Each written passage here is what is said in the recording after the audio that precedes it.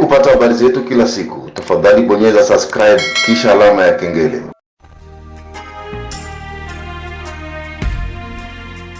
Taarifa hii ya habari ni kwa udhamini wa kampuni ya kutuma na kupokea pesa Fizi One.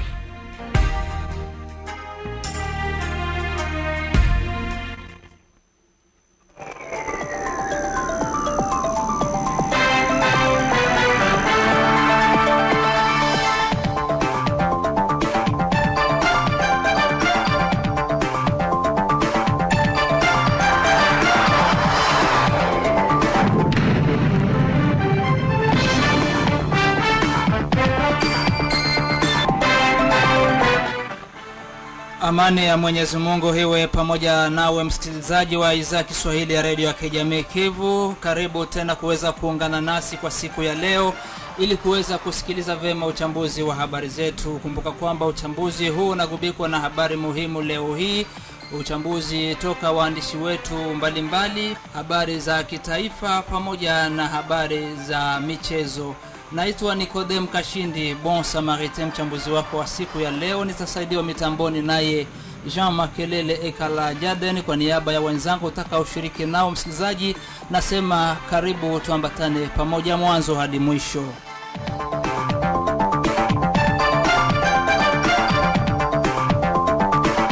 Na kabla ya kuanza kwa kina uchambuzi wa habari zetu, hebu fateni habari muhimu ambako za leo zinaletwa hapa redioni na Bi Grace Pascal. Karibu Grace. Asante. Na tukianzia ndani ya mji wa Baraka ni kwamba wameendesha maandamano hii Jumaa tarehe 5 Aprili mwaka 2024 wauguzi wa vituo vya afya na hospitali ya Baraka.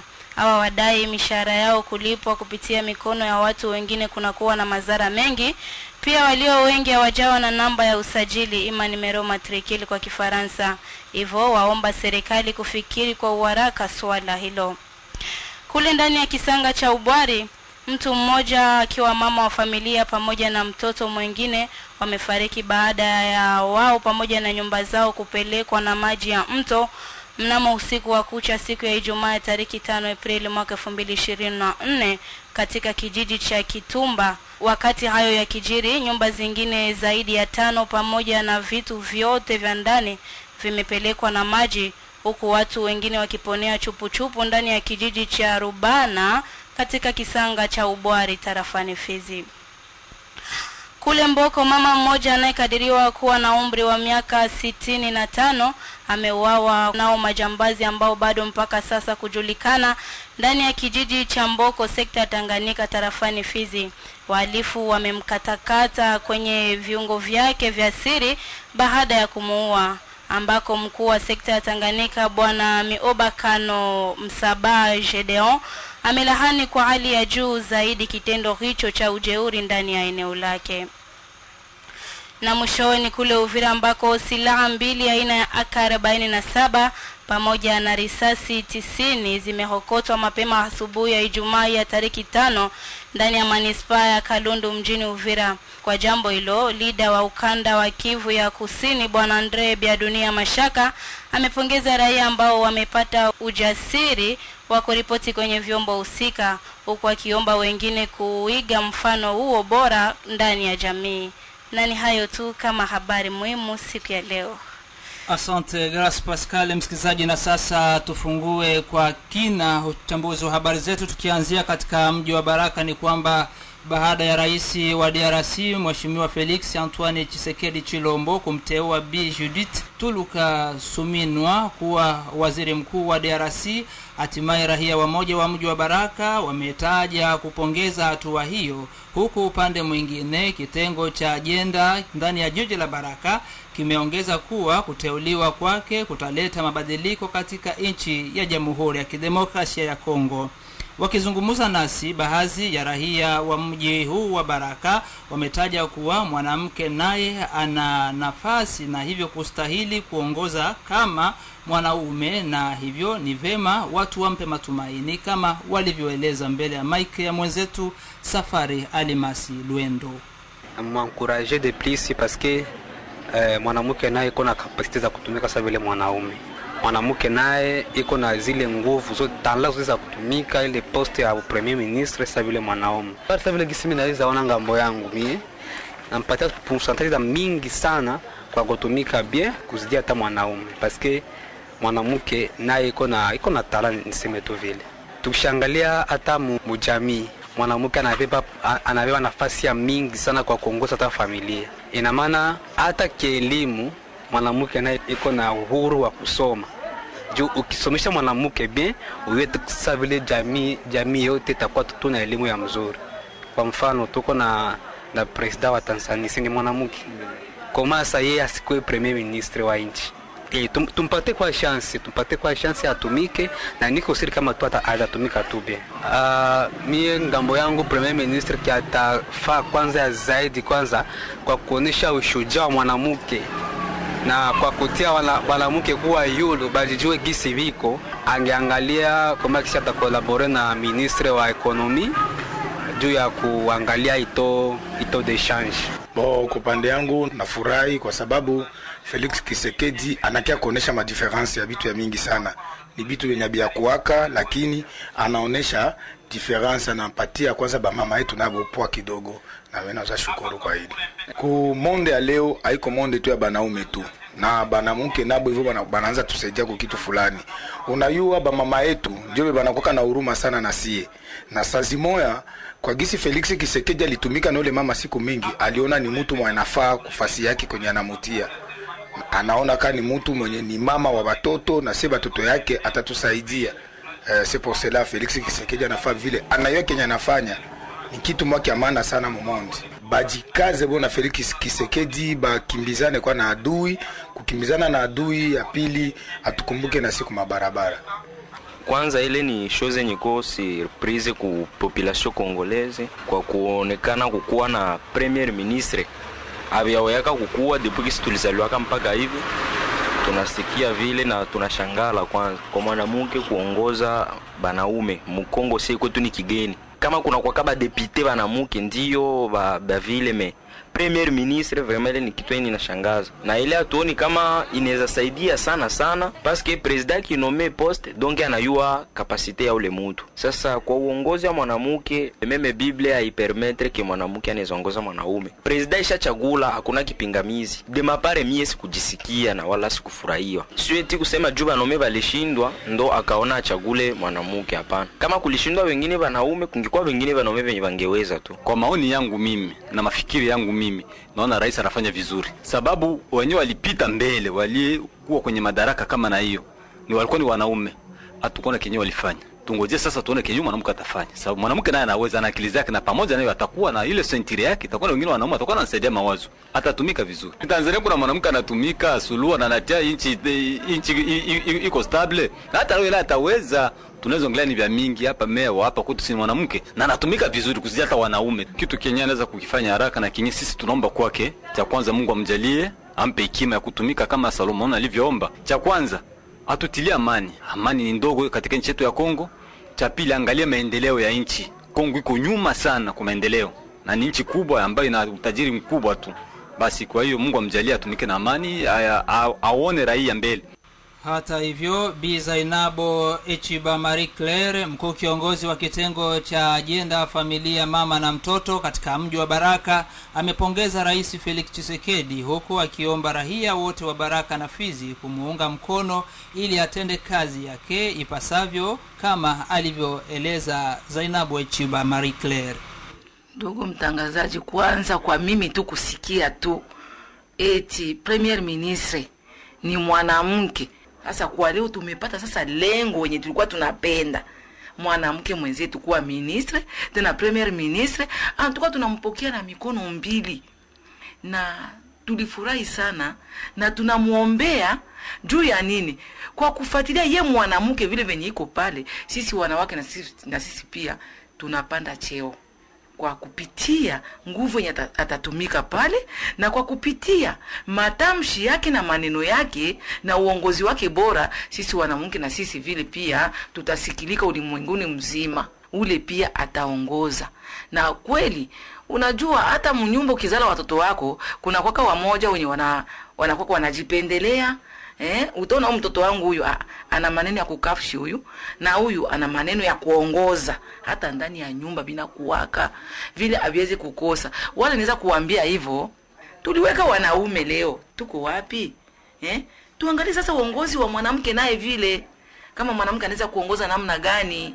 Kitu kia kwanza ke mimi naweza kumshauria huyu mama huyu, kwanza ategemee kwanza ku population, asitegemee kwa sisi wanawake tu. Hapana, ategemea raia yote, awe mwanamke, awe mwanaume, awe mtoto, yeye akuwe mama wa watu wote na akuwe na uongozi bora. Asichagua aseme kwa juu nilichaguliwa mimi mwanamke nijitegemee sasa kwa wanawake. Hapana, atuongoze sisi wote wa raia kama vile venye anajua kuroho yake, na sisi tuko nyuma yake, tutamsutenire yeye mwanamke mwenzetu. Mwanamke ndio adui ya mwingine mwanamke. Utakuta mwanamke naye vile na anajua na yeye vile ni mwanamke. Bayo chakula machana. Bana chagua mwanamke, atafanya kitu gani? Si ni mwanamke ule, ajitambue kama naye vile ni mwanamke. Kumbi kwa kufanya yale matendo vile, kama vile sisi wanawake wa baraka, ule mama yaani tumkamate na mikono miwili na tumpeleke mbele, tumusukume mbele kabisa ule mwingine mwenzetu mwenye aliteuliwa kuwa premier ministre, na tumupende sana. Hata sisi kwa mashauri huku chini tukawa tunampatia yale mashauri. Tusalie bado katika mji wa Baraka. Ni kwamba kama mlivyojuzwa kwenye habari muhimu, ni kwamba wameendesha maandamano yao kama ilivyopangiliwa Ijumaa ya tariki 5 Aprili mwaka huu 2024. Wauguzi wa vituo vya afya mbalimbali pamoja na hospitali ya Baraka hawa wanadai kwa serikali kuu ya Kinshasa pamoja na ile ya jimbo kuwalipa mishahara yao kupitia akaunti za benki na sio kupitia mikono ya watu wengine, ambayo inakuwa kwa sasa na madhara mengi kwa upande wao. Katika hali hiyo, walionyesha pia kuwa wengi wao mpaka sasa hawajapata namba za usajili, hima numero matricule katika lugha ya Kifaransa, huku wakiomba serikali kuu ya Kinshasa kuvalia njuga swala hilo. Katika mazungumzo naye Makene Chakubuta Macha, mtaalamu wa mahabara kunako hospitali kuu ya Baraka, ametaja kuwa kupitia malalamiko hayo wanategemea kupata suluhisho, kwani wamefikisha malalamiko yao mahali husika. Pia ameshukuru kuona meya wa jiji la Baraka amejitoa na kudai kuwa upande wao, kama alivyoeleza mbele ya mike ya mwenzetu Grace Pascal. Ni kweli tumefanya maandamano, tumezunguka kadiri tulivyopanga, ingawaje hali ya hewa, mvua, matope imesababisha wengi wasionekane kabisa, lakini wale waliokusanyika tumefanya maandamano hadi ukomo kama vile tulivyokusudia. Lengo la maandamano ni kwamba tunalia kwa serikali ipate kutusaidia pesa ambazo anazituma kwa ajili ya mshahara ama ile tunaita matabishi, kwa kimombo tunaita prime de risque. Ikiwa atazituma zianze kupitia kwenye mabenki kuliko kwenye mikono ya watu, kwa sababu mikononi mwa watu nyingi hazifiki kadiri zinavyopangiliwa, na kwa wengine zinapotelea njiani eti kwamba hawakutoka. Kwa hiyo tunahitaji kwamba watu waanze kupokelea kwenye benki. Lakini sitoshe, tunalia kwa wale ambao bado hawajapata numero matricule, na wao pia serikali wakumbuke wapate numero matricule. Wale ambao bado wamekuwa na numero matricule hawajapata prime wala mishahara, na wao pia serikali ikumbuke kuwapa, ili na wao wapate kufanya kazi wakiwa na moyo bila kuwa na manunguniko. Tumeshukuru sana meya wa jiji. Baada ya mzunguko wetu, tulipofika kwenye ofisi kuu ya meya, ametupokea kwa shauku kubwa na ameahidi ya kwamba atayatendea kazi malalamiko yetu kusukuma mbali zaidi, ili kwamba tupate muafaka kwa lile tunalolililia sana. Kwa mwisho, na kwenda kushukuru sana viongozi wa nchi wetu ambao baada ya kusikia malalamiko ya wanyonge, na wao pia wamejikuta kwamba malalamiko haya nimekuwa yao pia, ili kwamba wamejiunga nasi tulie wote pamoja, na kunikomaza kiimani ya kwamba kumbe tuna watu wanaotutetea vizuri. Na zaidi ya yote, naendelea kuwapongeza ndugu ambao wamejitoa kwa hali na mali, kwa hali zozote zili, ingawaje matope, mvua, tumezunguka pamoja nao. Bwana azidi kuwabariki. Na wale ambao wamebaki kazini kwa sababu tungeacha wagonjwa, basi wao pia ninajua kwamba tuliungana kwa pamoja kwa njia moja au nyingine, wote pamoja tutakapopata mafanikio ni yetu sote pamoja. Katika kisanga cha Ubwari huko Kitumba ni kwamba mtu mmoja, mama wa familia pamoja na mtoto mwingine wamefariki baada ya wao pamoja na nyumba zao kupelekwa na maji ya mto mnamo usiku wa kucha siku ya Ijumaa ya tarehe 5 Aprili mwaka huu 2024 katika kijiji cha Kitumba. Wakati hayo ya kijiri, nyumba zingine zaidi ya 5 pamoja na vitu vyote vya ndani vimepelekwa na maji, huku watu wakiponea chupuchupu ndani ya kijiji cha Rubana katika kisanga cha Ubwari tarafani Fizi. Duru za mashuhuda wa tukio zasema kuwa yote yameanza pale ambapo mvua kali imeanza kunyesha mida ya usiku wa manane, ambako imepelekea mito kujaa zaidi na hivyo kusababisha maafa ya watu pamoja na vitu ndani ya vijiji viwili tofauti katika usultani wa Babwari, kama alivyoonyesha hapa mmoja kati ya wahanga akiwa tena shuhuda wa tukio hilo, Amisi Kasanda kutoka kwenye kisanga hicho cha Ubwari. Bwana, huko habari za mafuriko tu katika kijiji cha hapa Rubana na Kitumba. Manake mto ulipasua, umebomoa nyumba 6 kwenye kijiji cha Rubana na vitu vingine kupelekwa, na kijiji cha Kitumba kumepita na kwenyewe mafuriko, ndo mto umepita kwenye nyumba 2 zilikuwa pamoja, zikapitua. Mtu mmoja alikuwa yuko mlendani na katoto kangine ka miaka kama vile 6 hivi, na mama mmoja mjamzito ndo wamefariki, wote wamefunikwa na mafuriko ya mto. Idadi waliofariki ni watu 2, mwanamke mmoja wa mimba na wengine mtoto mmoja hivi wa miaka kama vile 6 hivi. Mvua ilianza kunyesha mwanzo wa saa 7 ya usiku na mafuriko yamekuja kutokea mwendo wa saa 1:30 ya asubuhi. Maiti hazikuonekanika kwa sababu nafasi nyumba yenyewe walikuwa wamefunikwa wote na mawe makubwa na miti na uchafu mengi. Hali inaleta wasiwasi kwa sababu mvua ikipiga watu watakuwa wako macho sana, kwa sababu hali ya mto ndio yenyewe ambayo inasumbua kwa sababu ya hali ya muongezeko wa maji kwenye mto. Na kwa sasa labda wananchi wako katika hali gani? Wananchi maana yake hivi, kila nyumba ya kijiji cha Rubana, cha Kebero, Kitumba, wote nyumba wanaruanisha vitu, wako wananikanika tu vitu nje kwa sababu ya haka kajua, lakini hali yao sio nzuri ya kimaisha kwa sababu wanahofu tena mvua ikipiga sisi kama watakuwa mwali ya namna gani. Ndiyo kuna baadhi ya nyumba zimepoteza vitu, na mimi pia niko naongea, mimi mmoja wapo, nyumba yangu imepelekwa na maji, baadhi ya vitu kupelekwa na maji. Hakuna kiongozi mwenye tulikuwa naye hapa, ni notable wa kijiji cha Rubana na Kapita, ndio wenyewe walikuwa angalia na wenyewe hali ya jinsi ilivyo. Mama mwingine anayekadiriwa kuwa na umri wa miaka 65 ameuawa kwa kuchinjwa nao majambazi ambao mpaka sasa bado kujulikana katika kijiji cha Mboko tarafani Fizi. Wahalifu hao wamemtendea unyama marehemu ambaye wamefikia kumkatakata viungo vyake vya siri. Kwa jambo hilo, mkuu wa sekta ya Tanganyika Bwana Miobakano Msaba Jedeo amekemea kwa hali ya juu kitendo hicho cha jehuri na kuomba kutokufumbia macho, lazima sheria itende kazi yake. Taarifa tunazo ni kwamba marehemu alikuwa shambani akiendesha shughuli zake za mlimo kama kawaida.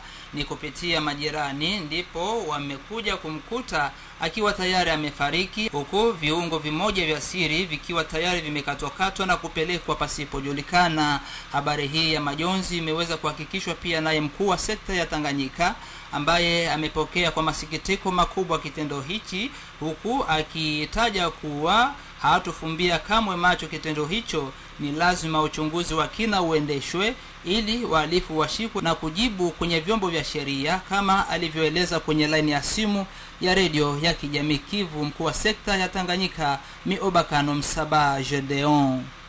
Mtu aliuawa, alikuwa kwa shamba, walimchinja, walikamata parti za mwili yake, parti ya sexe walibeba, ulimi walibeba, wakamwegorje kama mbuzi kabisa. Sware ndio walienda kamata maiti kule kupori, na nikabaondole mazike kujogina. Kwa sasa niliwauliza itaweza kutokana na nini? Na wao wakasema hatujui, juu walienda Logota tu maiti, abajue wenye walimuua, kama ilikuwa juu ya nzasi ya dini kama ya nini, na kisha kingana faiziwa mtu alikufa na alizikwa leo. Kitendo hicho nimekilaani kwa 100%. Sio kitendo kizuri, na nitaomba waraia wakuwe très vigilant na vyombo vya usalama vikuwe très vigilant kwa vijana ambao wako natenda vitendo kama hivyo. Nimelaani sana tena sana, sio vitendo vizuri katika miji ambao watu wanaishi. Kuchinja mtu kama vile mbuzi, hiyo sio halali kabisa. Haone hiyo inaleta woga katika eneo yako? Ndio, sio le plan sécuritaire inaleta woga, na ni vile nikifika nyumbani tutafanya conseil de sécurité à propos na hiyo situation yenye iko na direpete hapo. Effectivement inaleta boga, tutafanya conseil de sécurité na kwa makini. Ndio wananchi wako na hiyo vision ya kudenosea watu wabaya. Wananchi wako na hiyo vision, na vijana pia wanakunywa pombe sana tena sana. Huko kibanda kimoja cha pombe pale wanafanya pombe ambayo iko makali sana, na waza tutafikiria hata kukataza ile pombe itakuwa muhimu. Ndio vijana wako na jidroge sana tena sana, hakuna kontrole ya vijana kwa siku hizi, na tutafikiria kukataza ile pombe ambayo iko natengenezewa pale Mboko. Watu wazima wana maintenir security na wako nafuatilia kabisa hiyo mauaji ambayo haiko sawa. Inawezekana ni katika hali ya kulipiziana kisasi au katika hali ya kutaka kujinua kiushirikina. Kwa mafikira ya moja yako katika sehemu hiyo kwamba wanahitaji kujinua kishirikina, peleka viungo vya mwili wa mtu, viungo vya siri, ulimi na kadhalika. Hiyo haiwezi kuwa katika hali nzuri, ni katika hali ya ushirikina. Na wanasema ni mama wa miaka 64 alikuwa kuwa mtu mzima kabisa, alikuwa kwa mashamba yake kule anafanya kazi ya mashamba, wakaenda kumwingilia hivyo. Ni katika hali ya ushirikina. Msikilizaji, na sasa nampa nafasi mwenzetu Sudi wa Sudi kwa kurasa wa habari za michezo na burudani. Shukran sana kabisa mpenzi msikilizaji wa idhaa Kiswahili ya Radio Kivu. Leo katika habari za michezo ni kwamba michuano ya Intercity kwa upande wa vijana wasiozidisha umri wa miaka 17 iliweza kutimua vumbi siku ya 5 ya wiki tunayo ya tarehe 5 Aprili mwaka 2024 kwenye uwanja wa Lumumba, ambako mechi mbili ziliweza kupigwa. Majira saa 7 kamili za mchana, klabu ya FC Mausa waliweza kutepeta hivyo nikisha kutandikwa kwa bao 1-0 dhidi ya FC Moma Sport, na mchezo wa pili ambao ulipigwa majira saa 4 na dakika 30, klabu ya FC Ra waliweza kuibuka na ushindi wa cheo mabao 3-0 mbele ya klabu ya FC Malala, hivyo nikisha klabu ya FC Malala kutokujiripoti uwanjani. Na kwa upande wa wanawake, michuano ya Intercity iliweza kutimua vumbi, ambako mechi moja iliweza kushuhudiwa kwenye uwanja wa Lumumba. Majira saa 10 kamili za jioni, klabu ya Lusenda Girls waliweza kuwapa msumari wa bao 1-0 klabu ya FC FTDM. Michuano ya wanawake itakuwa kuendelea mara tena siku ya 6 ya wiki tunayo, ambako mechi mbili ziko kwenye programu ya kupigwa. Majira saa 8 kamili za mchana, klabu ya FCF Mboko Sport watapambana dhidi ya FCF Kenya, huku mechi saa 10 kamili za jioni Osema Sans Chinjawa watakuwa nyumbani kukaribisha klabu ya FCF Union de Filles. Kwingineko ni kwamba mechi za marudio za michuano ya klabu bingwa barani Afrika zitaweza kupigwa usiku wa siku ya 5 ya wiki tunayo ya tarehe 5 Aprili mwaka 2024, ambako mechi mbili zitaweza kushuhudiwa. Majira saa 2 kamili za usiku, klabu ya Mamelodi Sundowns ya Afrika ya Kusini watakuwa nyumbani kuwapokea klabu ya Young Africans, huku majira saa 4 kamili za usiku, klabu ya Al Ahly ya huko nchini Egypt watakata mchezo wa fitna dhidi ya klabu ya Simba Sports ya huko nchini Tanzania. Na mwisho ni kwamba ligi kuu kabambe ya huko nchini Uingereza maarufu Premier League itaweza kutimua vumbi ifikapo siku ya 6 ya wiki tunayo ya tarehe 6 Aprili mwaka 2024, hivyo ni katika wiki yake ya 32, ambako majira saa 7 na dakika 30 klabu ya Crystal Palace watakipiga dhidi ya Manchester City, huku mechi takriban 5 zinatarajiwa kupigwa majira saa 10 kamili za jioni. Aston Villa watapambana dhidi ya Brentford, Everton dhidi ya Burnley, Fulham watakuwa nyumbani kukaribisha klabu ya Newcastle, Luton Town watacheza dhidi ya Bournemouth, Wolverhampton watakipiga dhidi ya wapiga nyundo hapo nchini Uingereza West Ham, na majira saa 12 na dakika 30 klabu ya Brighton watakuwa nyumbani kukaribisha washika mitutu hapo nchini Uingereza Aston Villa. Na weka nukta kwenye habari za michezo. Msikilizaji, endapo ndo unakuja kujiunga nasi, kumbuka kwamba unasikiliza vema uchambuzi wa habari zetu ukikujia moja kwa moja kutoka kwenye idhaa ya Kiswahili ya redio ya kijamii Kivu, tukitangaza toka katika mji wa Baraka kwenye 93.0 FM. Kampuni Fizon Baraka, Mboko na Misisi ni rahisi kutuma na kupokea pesa cash pote ulimwenguni bila usumbufu. Katika ukurasa wa habari za kitaifa huko Kinshasa ni kwamba waziri mkuu wa nchi ya DRC Bi Judith Suminwa ameanza mashauriano pamoja na ukaguzi pa Kinshasa katika mji mkuu wa DRC kwa lengo la kuunda serikali mpya itakayoongoza nchi hii ya DRC kwa muhula wa miaka 5. Safari Alimasi Dilwe ametuandalia ripoti ifuatayo baada ya kupekua magazeti kaza wa kaza huko mjini Kinshasa. Magazeti ya Kinshasa yanachunguza hatua za Judith Suminwa ambaye alianza mashauriano Alhamisi mjini Kinshasa kwa nia ya kuunda serikali yake. Mazungumzo kuhusu uandaaji wa timu ya baadaye ya serikali inayoongozwa na waziri mkuu Judith Suminwa Tuluka yameingia katika hatua ya mawasiliano na wahusika wakuu kwenye uwanja wa kisiasa, gazeti la Econews linaarifu hayo. Licha ya yote, gazeti linasema kuanzishwa kwa serikali ya Suminwa kunakabiliwa na vikwazo ambavyo haviwezi kutatuliwa kabla ya mwisho wa mwezi April. Mchanga ungetoka katika bunge la kitaifa ambapo ofisi ya mwisho bado haijawekwa, wakati mashirikiano yaliyoundwa baada ya mashauriano yaliongozwa na mtoa habari Auguste Kabuya yana wasiwasi na mabishano kutoka kwa washirika wadogo wanaofanya hivyo, si kuhalalisha uzito fulani wa kisiasa. Waziri mkuu Suminwa alizungumza na mtangulizi wake Sama Lukonde siku ya Alhamisi. Kwa kuwa nimekuwa katika nafasi ile, nilishiriki uzoefu wangu ili aweze kueleza mambo chanya ambayo atamsaidia katika hatua zinazofuata zinazomngoja, akasema Jean-Michel Sama aliyenukuliwa na gazeti la Tempête des Tropiques. Aiza inaendelea Forum des As, gazeti la uko katika mji wa Kinshasa vile alimtaka kuzingatia mshikamano wa nguvu za kisiasa za nchi katika katiba ya serikali ijayo. Mara baada ya hapo, linaongeza gazeti la Congo Nouveau, Suminwa Tuluka alianza mashauriano ambayo atapelekea kuundwa kwa timu yake ya serikali.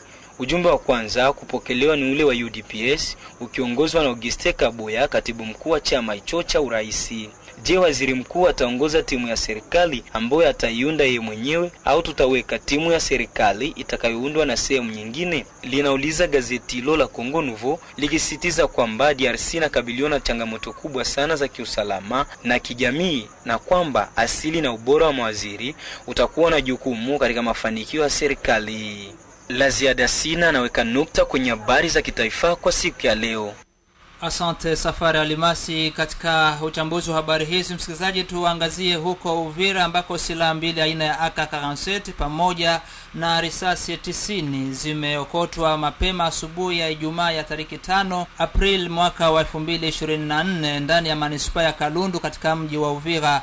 Kwa jambo hilo, leader moja wa ukanda wa Kivu ya Kusini Bwana Andre Biadunia Mashaka amepongeza raia ambao wamepata ujasiri wa kuripoti kwenye vyombo husika, huku akiomba wengine kuiga mfano huo bora ndani ya jamii kwa ajili ya usalama wao.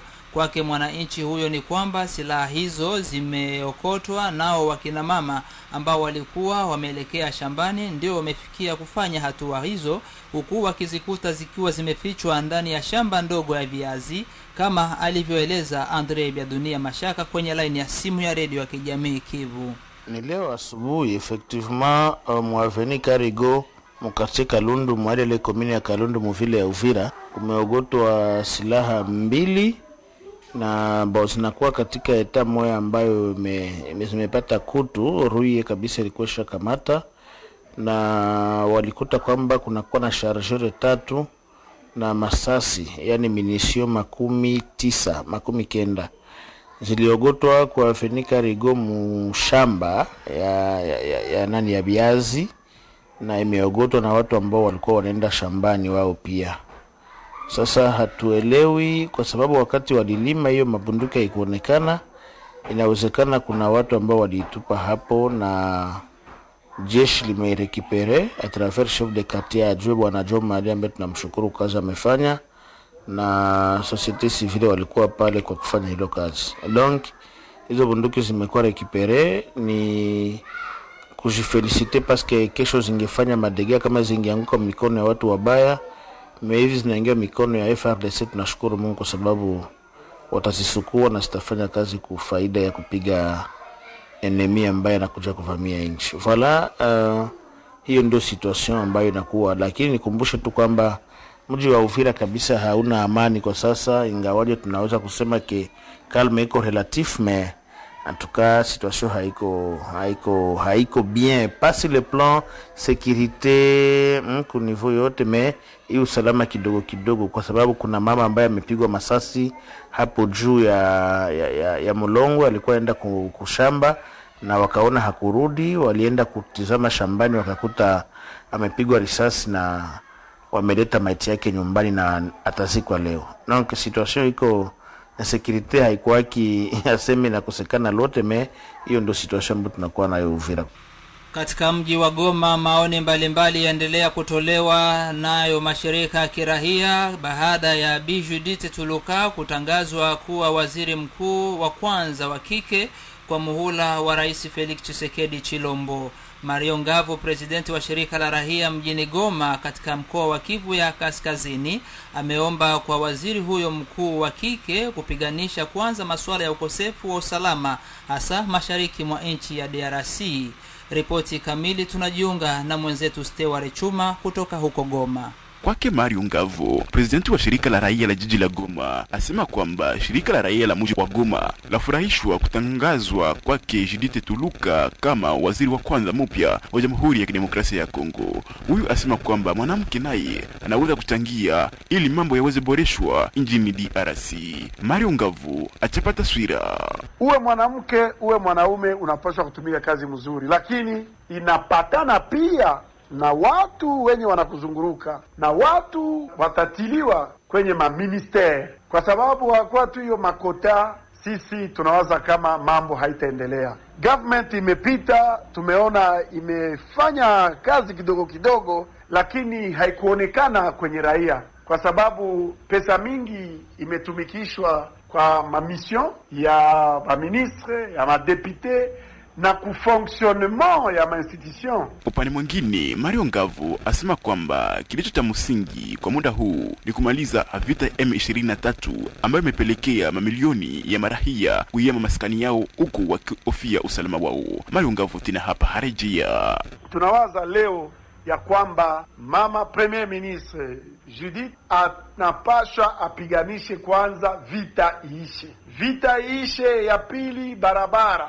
ya tatu masomo. Hapana masomo tu ya bila kulipa, lakini masomo ya kalite, masomo yenye mwalimu analipiwa mzuri. Ya tatu ni kuona sante ya watu na kufanya kukree kazi kidogo ili watu wapate kazi. Kwa sababu hiyo mambo tu ikakuwa mzuri, raia wana nguvu, raia wanatumika na watafanya kazi. Kama kuna security, kuna barabara. Utafahamu ya kwamba kisha kutangazwa kwake Bi Judith Tuluka kama waziri wa kwanza, ni shirika zimoja zinazotetea haki za wamama hapa mjini Goma ndio zimeonekana hata pia kufurahishwa na habari hiyo. Kutoka Goma, Steware Chuma, Radio Kivu Baraka.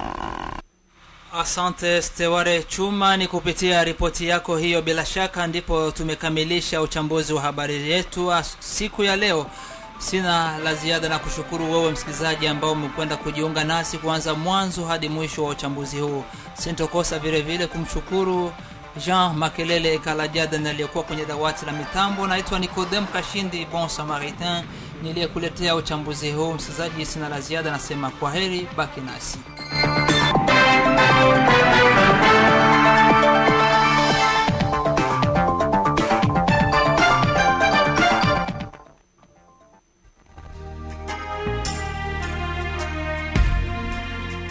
Taarifa hii ya habari ni kwa udhamini wa kampuni ya kutuma na kupokea pesa Fizi One.